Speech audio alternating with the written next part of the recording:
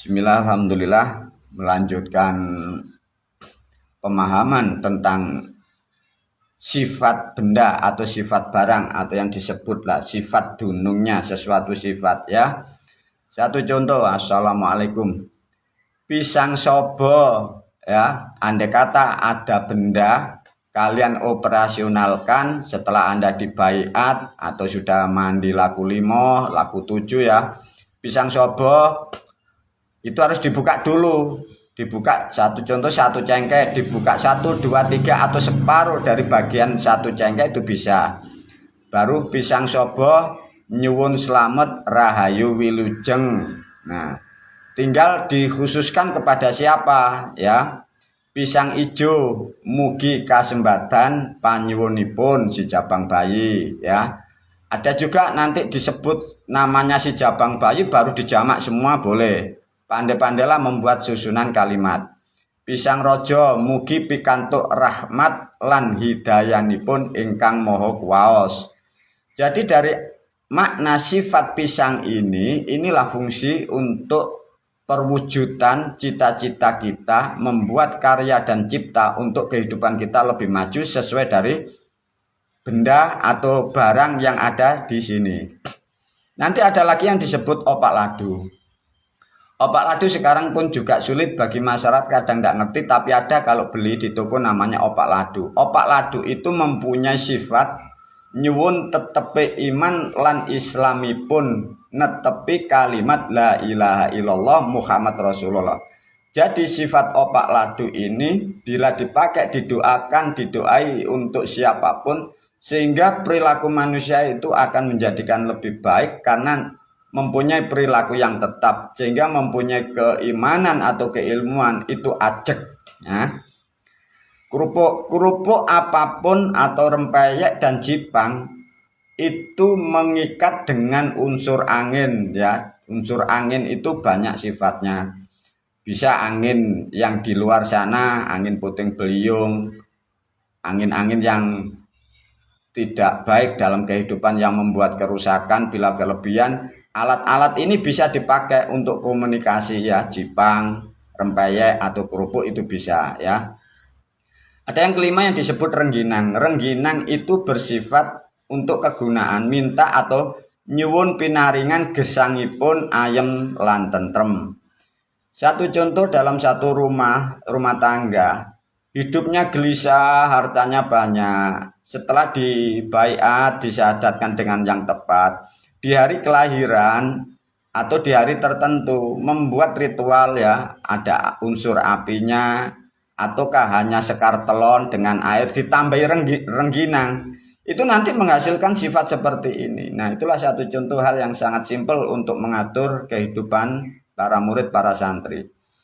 Uang difungsikan nyuwun pinaringan tambah seduluripun saged ngelalar pikir lan raosipun. Jadi uang ini bisa dipakai alat apapun ya, terutama ditaruh di hari-hari keramat atau di ritual-ritual tertentu atau di hari-hari kelahiran atau taskarun. Yang dimaksud pinaringan tambah seduluran, bila kalian pedagang, sedulurmu langganamu semakin banyak atau semakin luas, itulah yang dimaksud seduluran. Nomor 7 yang disebut woh-wohan atau buah-buahan apapun bila dipakai sesaji atau sarannya itu wujud kasembadan ingkang disuwun. Jadi dengan acara apapun bila dibuktikan di situ ada buah-buahan, berharap semua yang diminta akan sangat mudah untuk dikabulkan karena perwujudan manusia itu sangat banyak permintaan dalam perilakunya. Ada permintaan secara pribadi, permintaan untuk keluarga, permintaan masa depan, sehingga buah-buahan sangatlah penting untuk dilakukan. Spesifikasi untuk buah jeruk itu melambangkan simbol mencari, mendapat atau mengharap ridho dari ibu ya. Buah apel mendapat, mengharap restu dari bapak. Sekali lagi, bila ritual jeruk barangkali ditaruh di piring, itu kalau toh ada 3, 4, 5 atau 7 buah, yang satu harus dikupas, dibelah jadi 2. Bila ada apel pun sama, harus ada yang dikupas atau dibelah jadi 2 ya. Buah salak mempunyai sifat makna selamat melampahipun. Jadi salak itu identik dengan perjalanan, perang, pergi kerja, apapun dengan makna untuk perjalanan. Bisa juga perjalanan fid dunya wal akhirah. Anggur mempunyai sifat pengunci sedaya panyuwunipun diijabahi. Makanya anggur ini sangat efektif untuk melakukan apapun. Sekali lagi guru menerangkan, yang dimaksud untuk mengharap cita-cita itu tidak hanya sekali ritual lantas semuanya dikabulkan Tuhan, tidak. Namanya kehidupan manusia, kita minta itu mulai lahir sampai meninggal fid dunya wal akhirah. Jadi melakukan ritual seperti ini adalah ajak istiqomah atau continue terus. Ya, ini harus dipahami. Jangan berhayal. Kalau setelah berdoa dikabulkan kalian tidak ritual lagi, kalau tidak diberi sesuatu lagi, nanti masalah lagi. Itu diterangkan kembali oleh guru ya. 8, ada yang disebut tebu ireng. Tebu ireng itu tepo raos kamanungsanipun. Sehingga untuk menempatkan agar jati dirimu tetap menjadi manusia yang baik, tetap bila kalian jadi orang Jawa pribumi, kalian tetap sifat kemanusiaanmu, nilai-nilai kejawaanmu biar tidak hilang. Ini sangat baik memakai tebu ireng. Bila kalian dari orang-orang suku yang mana, agar kalian tidak terpengaruh dogma-dogma atau ajaran yang dari luar sana. Kalian bila memakai ritual tebu ireng, kalian akan tetap nilai-nilai kemanusiaanmu, nilai-nilai spiritualmu, nilai jati dirimu. Kalian akan tetap tidak goyah, selalu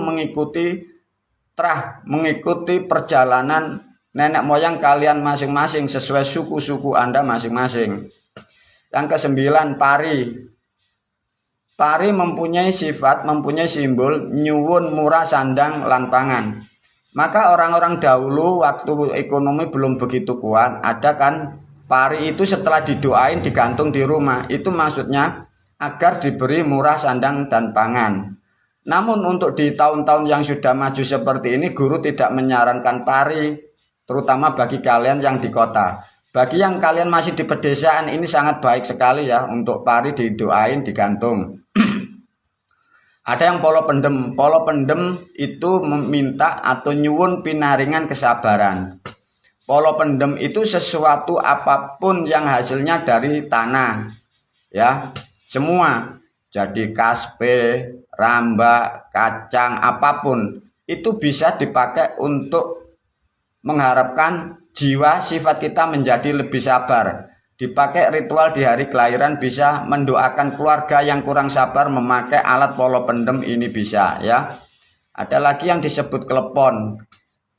Nyuwun kasembadan niat lan tekad ingkang leres. Ini biasanya kadang putra putri atau kita mengharapkan sesuatu tujuan di antara 4 atau 5 tujuan. Ada tujuan yang terpokok. Satu contoh, ingin membeli tanah dengan cara waktu semoga tidak lama, ingin mendapatkan jodoh semoga tidak lama waktunya, ingin mendapatkan apapun, satu tujuan yang kuat, yang tekad. Ini klepon sangat efektif ya, tapi satu tujuan yang pokok. Satu contoh bagi yang wanita belum ya sulit mendapat jodoh, laki-laki belum sulit dapat pasangan, ini klepon sama. Bagi yang keluarga sulit masih belum mempunyai tanah atau rumah, klepon ini dipakai, juga ditambahkan dengan alat-alat yang lain tadi, itu dipilih sesuai tujuan ya. Jenang apapun ya, itu nyuwun ridho pangestu para leluhur, para wali, bukan wali songo ya, ini dipahami. Para wali itu para moyang leluhur Jawa semuanya, bukan wali songo.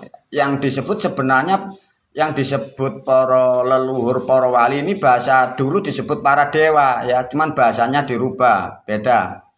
Apem nyuwun pangapurane ibu lan leluhur putri. Jadi bentuk makanan atau sesaji apem itu poinnya mengharap pengampunan dari ibu wanita seluruh dunia. Satu contoh, ibu kita, nenek kita, jadi unsur wanita seluruh sampai di alam-alam yang masa lampau, itu yang disebut apem, nilai kegunaannya seperti itu. Makanya apem sangat efektif untuk kirim doa tentang kematian ya, atau kirim doa kepada orang yang sudah meninggal. Ada lagi namanya jajan atau kue yang disebut nogosari. Nogosari menyimbolkan sebagai simbol alat nyuwun rahmatipun ingkang mengku bumi saisinya. Makanya nogosari mulai jajan ya, jajan nogosari sampai ada yang disebut kayu nogosari.